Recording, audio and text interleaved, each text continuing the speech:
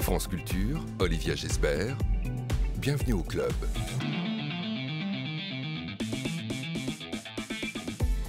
Bonjour à tous, bienvenue au club. L'entretien ce midi avec le duo de réalisateurs et désormais showrunner de la série Le Monde de Demain, à voir sur Arte. Grand prix de la série française au festival Série Mania. Elle revient, cette série, en 6 épisodes sur les débuts du hip-hop français dans les années 80, la naissance de NTM, la révélation Dynasty et la graffeuse Lady V. Qu'a-t-elle, qui les verrait? Elie Cisterne sont deux invités aujourd'hui. 12h50, c'est le Book Club. Le vrai du faux ou comment la fiction repose la question des frontières, de l'imaginaire, avec Pierre Bayard et Jean-Yves Joanneney, nos deux invités aujourd'hui dans le Book Club.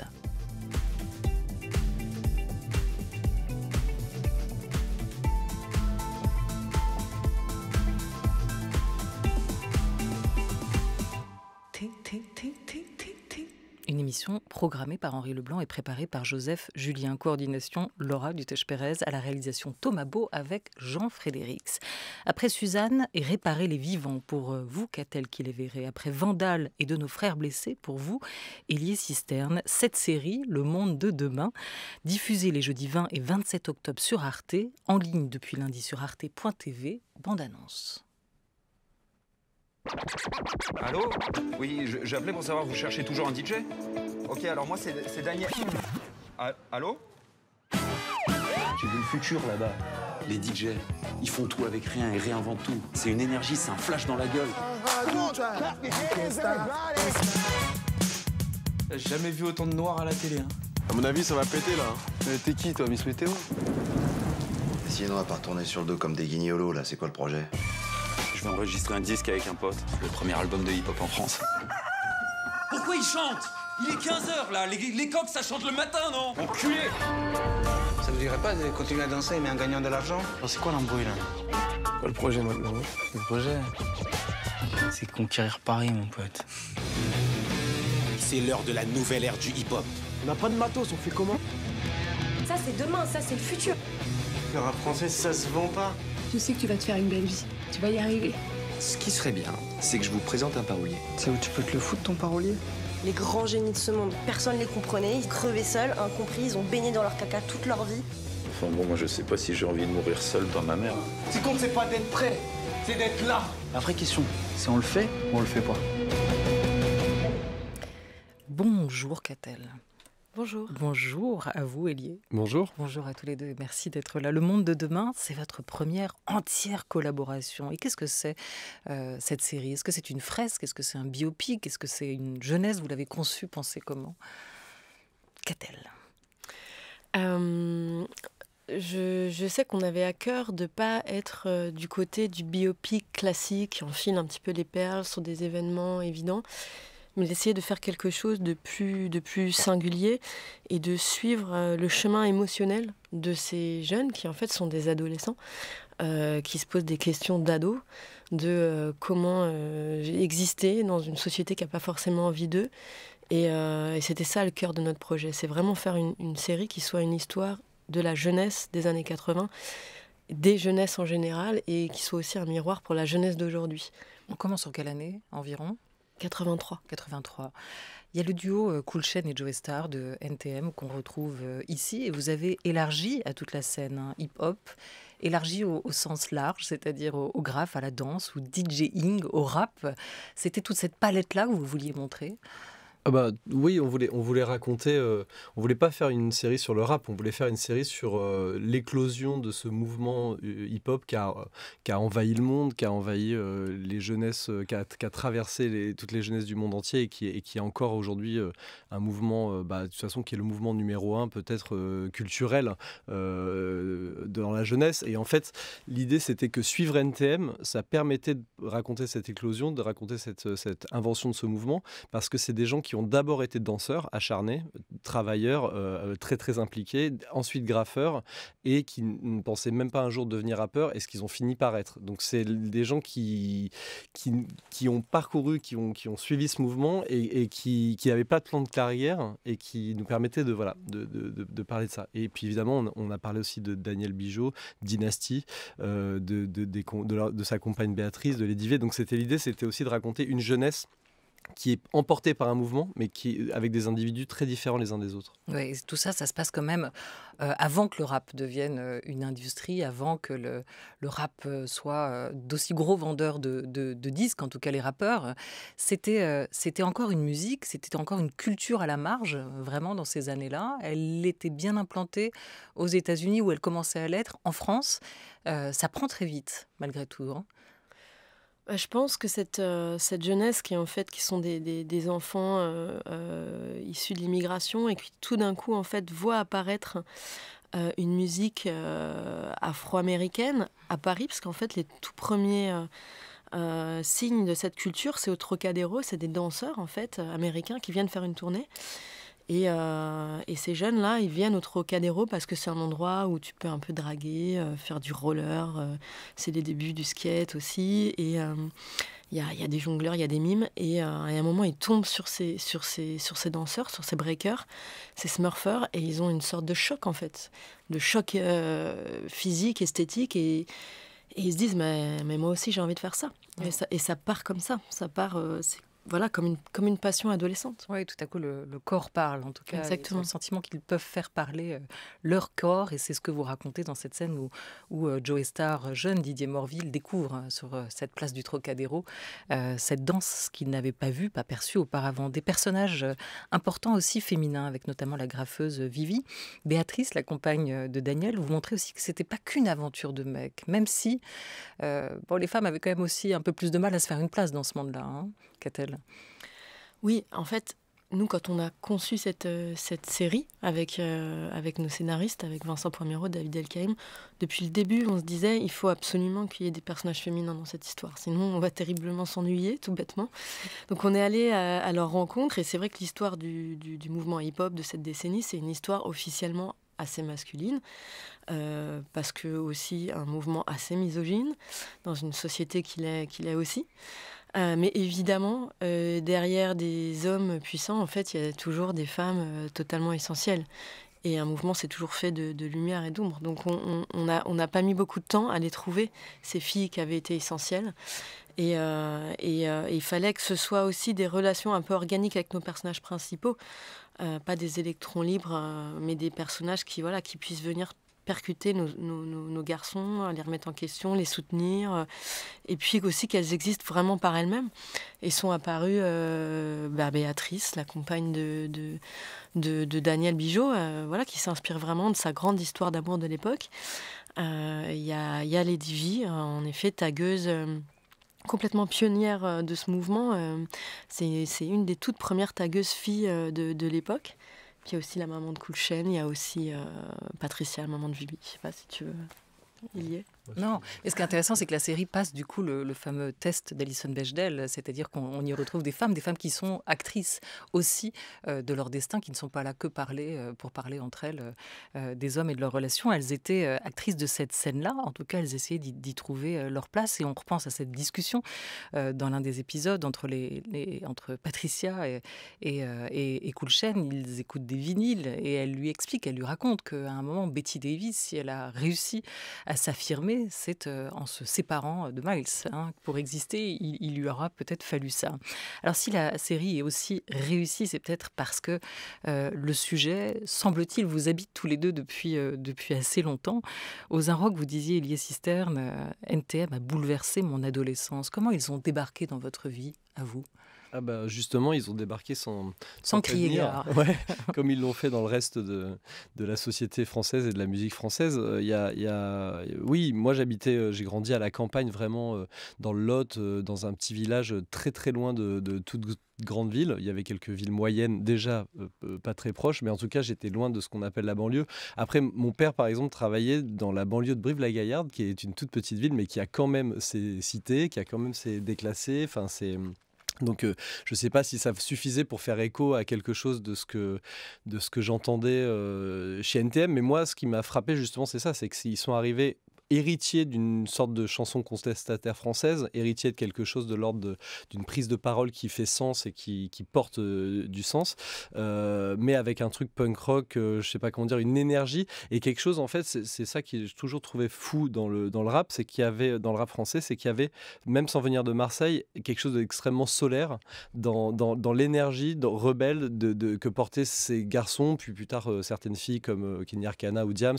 Il y a toujours eu ce côté, une musique qui transpire et qui est sans même avoir besoin de danser, c'est le break, le graffiti et le rap sont liés et quelque part le rap porte quelque chose de l'énergie de ces pratiques physiques et emporte. Enfin, c'est une musique qui donne envie de danser, qui donne envie de se secouer et moi je pense que c'est ça qui m'a bouleversé, c'est le fait de me dire mais je suis tellement loin de la Seine-Saint-Denis et quand il parle de la Seine-Saint-Denis j'ai l'impression qu'il parle de moi, j'ai l'impression qu'il parle de ma vie, j'ai l'impression qu'il parle de mon rapport à l'autorité et puis il y avait quand même des textes d'une puissance d'érudition hallucinante, enfin je veux dire c'est des gens qui s'appellent Nique ta mère mais voilà faut lire les paroles pour se rendre compte des mots qu'ils maniaient à l'époque, donc je pense que il y avait quelque chose qui sublimait un peu tout ce qu'on était quand on était ado. Le premier disque que vous achetez tous les deux?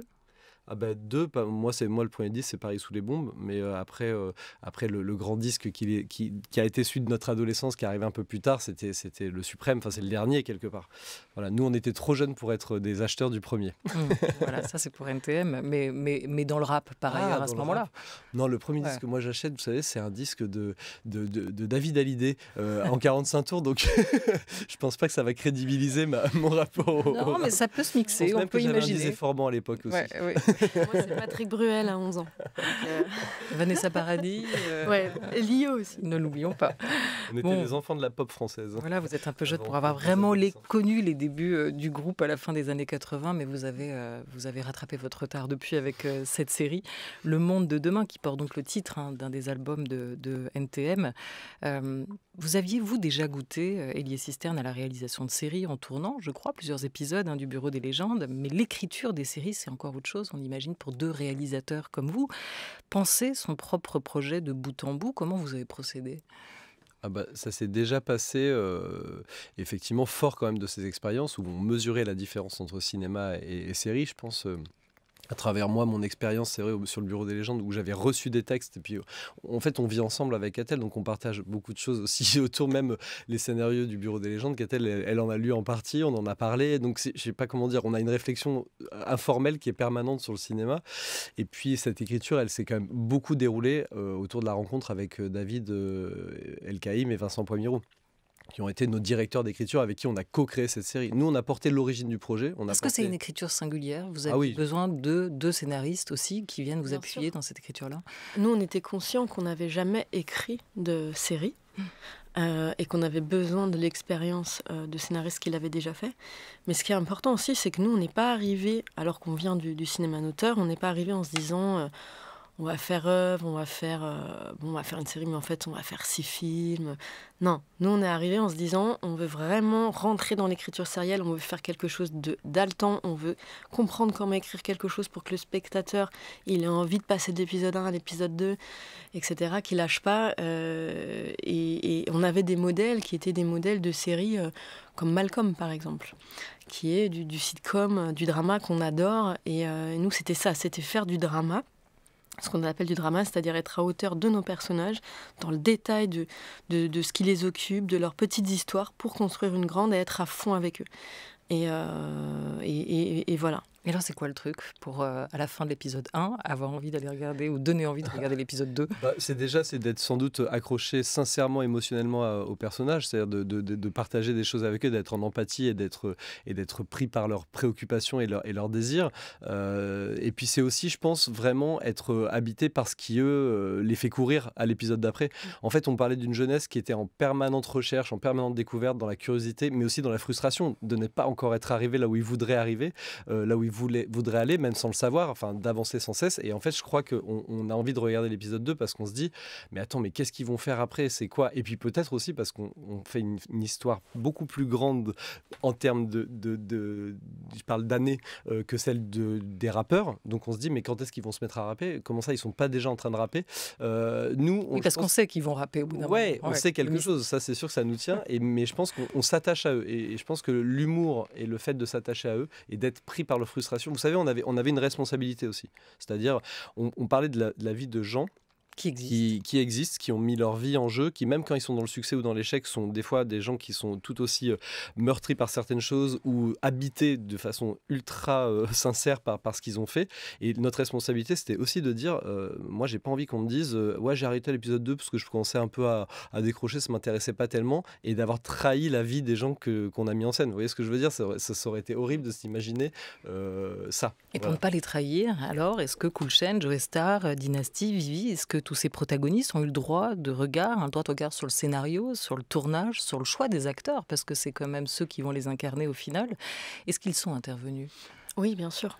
C'est-à-dire qu'il faut imaginer que par exemple, quand on fait un film, quand on écrit un scénario, on a comme interlocuteur principal son producteur, et puis après peut-être le distributeur qui va amener les films en salle. On a des discussions artistiques, mais là, nous, on avait des discussions avec 7 à 8 personnes vivantes à chaque version de scénario. C'est-à-dire Cool Chain, Joey Starr, Dynasty, Solo d'Assassin et plein d'autres. Et évidemment, en fait, cette matière à partir de laquelle on a écrit tout ça, c'est une matière très intime. Nous, on s'est vraiment dit, on va être une page blanche, c'est pas notre histoire. On va écouter ces gens et on va faire preuve d'une grande humilité. Et ensuite, notre travail, parce que ça, c'est ce qu'on sait faire, c'est d'en faire une matière de cinéma. Mais évidemment, il y avait un immense respect et une immense collaboration avec eux à toutes les étapes. Et puis, il y a les livres, comme ceux de Joey Starr notamment, Le Monde de demain, ou encore Le Petit Didier, sorti il n'y a pas si longtemps, où il raconte toute sa relation avec son père, qu'il battait, qu'il a séparé de sa mère, qu'il surveillait à la loupe, et toutes ces cicatrices d'enfant que vous retracez en partie déjà dans l'épisode 1. Le break, le graphe vont lui permettre à lui, Joey Starr, le jeune Didier, à un moment de s'échapper de cet enfer-là. Je voulais qu'on s'arrête un instant sur l'un des pionniers du hip-hop, de cette culture hip-hop en France, moins connue, un peu moins connue que les autres, mais qui prend une place essentielle dans votre film, c'est Dynasty. C'est quoi ta musique? Funk, soul, mais en ce moment je suis vraiment plus hip-hop. C'est bien ça le hip-hop? Attends, mais tu connais pas? Mais c'est génial, enfin, c'est magnifique, je te jure, faudrait que t'écoutes. J'étais aux États-Unis, ils écoutent que ça. T'étais aux États-Unis? San Francisco, tu vois? Oui, enfin, je vois à la télé, quoi, comme tout le monde. Et pourquoi t'es revenu? Le mouvement, il est là-bas, c'est cool, mais je sais pas, maintenant, faut réussir à le faire vivre ici. Ouais, t'es un peu un genre de messager, en fait. Ouais.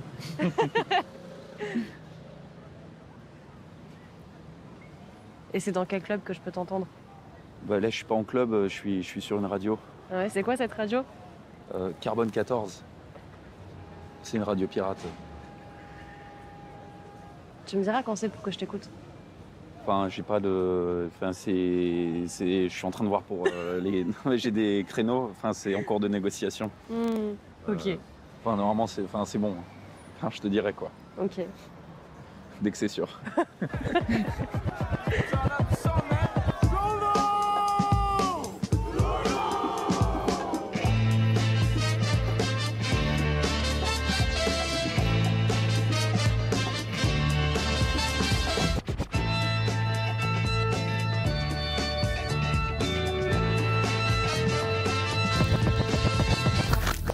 Daniel dit Dynasty, Andranik Manet pour le comédien qui l'interprète, et citons quand même aussi, à défaut de tous les cités, Melvin Boomer qui joue Didier Morville, Joey Starr, et Anthony Bajon pour le rôle de Cool Chain, le Cool Chain jeune. Des débuts, le DJing, c'est la partie musicale du rap, et on l'entend, ce personnage, il est influencé par son voyage, il le raconte à San Francisco, il va diffuser les premiers disques et sortir le premier disque de rap français. Qu'est-ce qu'il a incarné, Dynasty?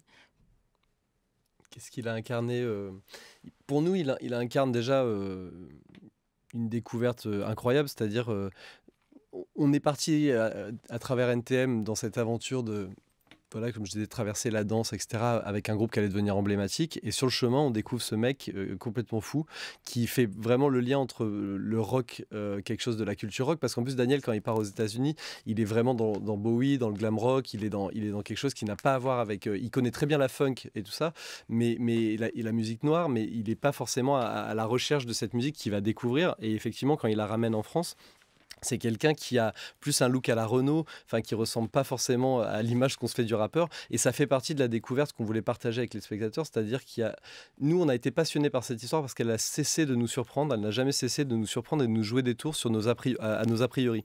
Voilà, et vous dites aussi qu'il fait partie de ces héros déchus. Hein. C'est un de ceux qui n'a pas duré. Et il y a des parcours comètes comme ça, comme le sien, mais qui ont été importants sur le moment. Oui, absolument. Daniel, c'est quelqu'un qui était porteur d'une forme d'utopie, c'est-à-dire du hip-hop dans ses valeurs sociales, universelles, de paix. Donc il est arrivé en fait porté par un message. Et c'est lui qui a ouvert toutes les portes, c'est lui qui a permis à la petite communauté du hip-hop en France de se rencontrer, de se rassembler.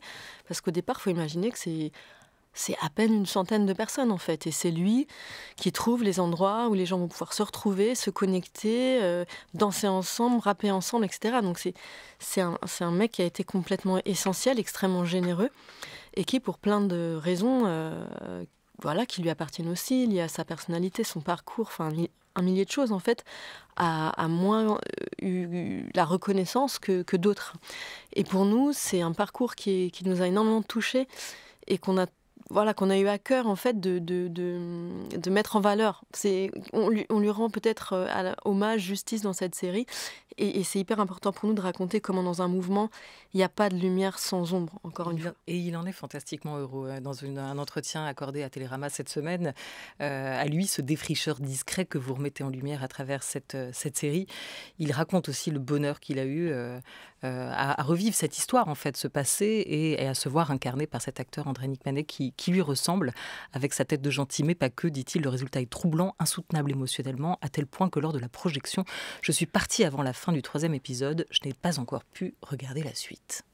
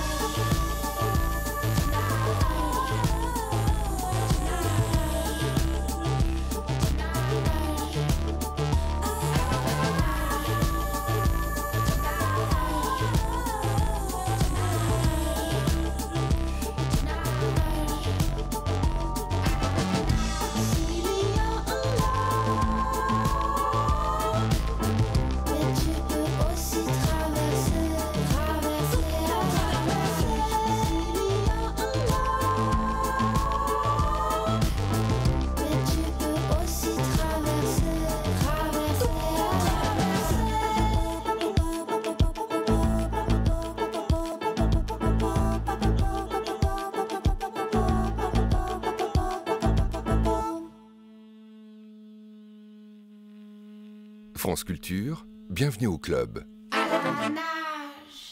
À la nage, ils ont fait la traversée, c'est pas du rap, c'est de la pop lo-fi, Émile et Neisa, pour ce groupe Outto qui sera au Primeur de Massy le 5 novembre, puis à Rennes et à Paris.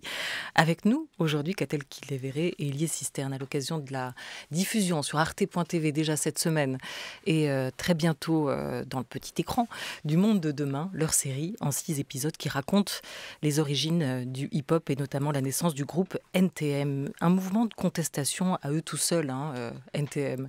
C'est assez incroyable quand vous évoquiez tout à l'heure les paroles de leurs chansons. Quel message ils ont adressé au pays avec leur titre, avec leur premier titre? Un message d'alerte, ça c'est sûr. Un message d'alerte sur l'état d'abandon d'une partie de la population. Et puis pas que celle des banlieues. Désarroi, déjarroi, le monde rural en est l'exemple. C'est une partie des paroles de Qu'est-ce qu'on attend pour foutre le feu. Enfin, je veux dire, ils connaissaient la France à travers ses banlieues, mais aussi à travers le service militaire, à travers pas mal d'expériences qu'ils ont vécues, qu'on raconte un peu dans la série. C'est des gens qui en fait, avec quelque chose d'une curiosité qui était à la rencontre de la société. Enfin, pour moi, ce qui est fou, c'est que oui, parce qu'on on voit une vraie amitié, on voit la camaraderie, mais on voit aussi la violence du moment dans leur vie et dans la relation qu'ils ont avec l'institution, avec la drogue, avec la rue aussi. Ouais, ils ont tout embrassé quelque part. Ils ont fait des expériences et ils ont eu une curiosité qui fait que c'est tout sauf un groupe et des gens, les gens de cette série, de cette naissance du hip-hop, qui étaient en bas de tour et qui sont restés dans leur quartier juste à faire du surplace. C'est des gens qui ont traversé des frontières, qui sont allés dans Paris, qui ont bougé, qui ont rencontré énormément de gens, qui avaient beaucoup d'humour. Ça, c'est ce qu'on a essayé face à la violence du monde. Ils la prenaient en charge en riant et en faisant beaucoup de blagues. Ça, c'était un truc qui était hyper important pour nous de retranscrire. C'était pas des gens qui faisaient la gueule, c'était des blagueurs, des vanneurs et Daniel comme eux, des gens qui prenaient les choses avec énormément d'humour. N'en dites pas plus, on va voir ça à la télé. Et on peut regarder déjà la série Le Monde de demain, dont vous avez emprunté au nom de leur tout premier maxi paru en 1990 de NTM.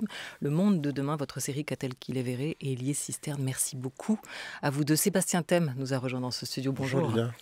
Au menu du Book Club aujourd'hui. Aujourd'hui, on entre dans des mondes parallèles grâce au livre de Pierre Bayard et Jean-Yves Joannet. Et pour rester dans le thème, on vous propose, via les réseaux sociaux et notre hashtag Book Club Culture, de réagir à notre post Instagram quand le faux se fait passer pour du vrai. A tout de suite, rendez-vous à 12h50. Les DJ, ils font tout avec rien et réinventent tout. C'est magnifique.